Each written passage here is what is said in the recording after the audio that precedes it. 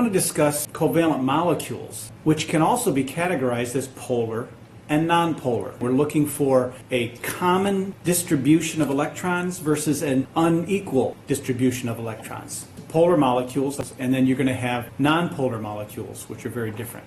Polar molecules are also called dipoles, which means one end is relatively positive and the other end would be relatively negative. A dipole is any diatomic molecule. That means it has two atoms only, two different elements, where the electronegativity has a difference between the two. They would be called dipoles. Like here, you have hydrogen fluoride. Fluorine, being much more electronegative, draws the electron toward itself. Therefore, you can see this end is relatively positive, this end is relatively negative. It's not like an ionic compound where the electron actually transfers.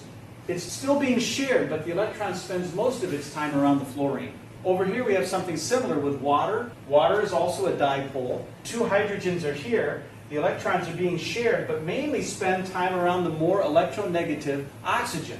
So this end is relatively negative, this end is relatively positive. That is called a polar molecule. Let's compare that with a nonpolar molecule, which means there's no overall polarity within the molecule. The Hofbrinkel elements, as you can see there, hydrogen, oxygen, fluorine, bromine, iodine, nitrogen, and chlorine, they're all diatomic, meaning they're bonded to themselves. And every one of those would be nonpolar. There is no electronegativity difference when you subtract your electronegativity from yourself.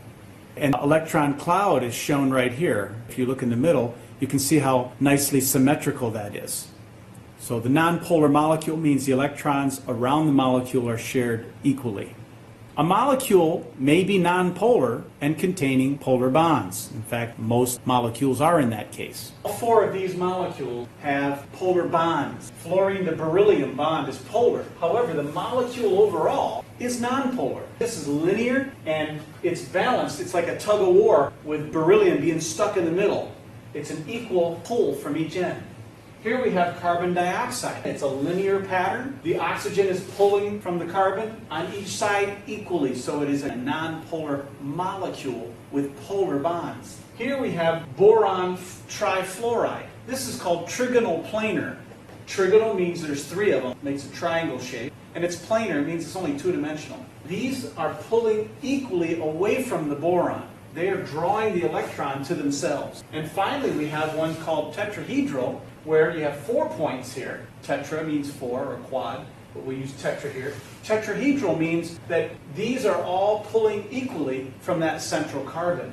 And so we call it symmetry. You have linear, trigonal, planar, and tetrahedral. Well, there's more than that. This slide shows you the polarity of various molecules. Here we have ammonia, which has 3 hydrogens to 1 nitrogen. This end is relatively negative because the hydrogens are all kind of sharing their electron, which spends most of the time around here.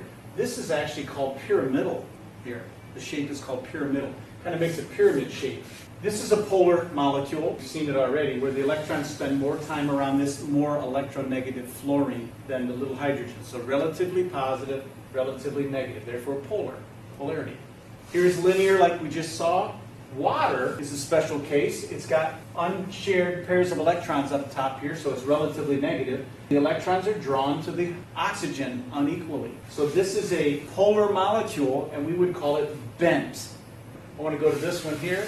This is the tetrahedral shape. The electrons are equally shared among that carbon atom, pulled equally in 4 different directions. So watch this. We have linear, this is linear. We have bent, we have pyramidal, and we have tetrahedral shapes, all based on the sharing of the electrons. Is it equal or is it unequal among the whole molecule? This picture shows you the tetrahedral shape, where it's got 4 equidistant points, all about sharing those electrons between the atoms. Here's the electron dot diagram. This is where you can see the tetrahedral shape. 4 points are equidistant, and it could look like that.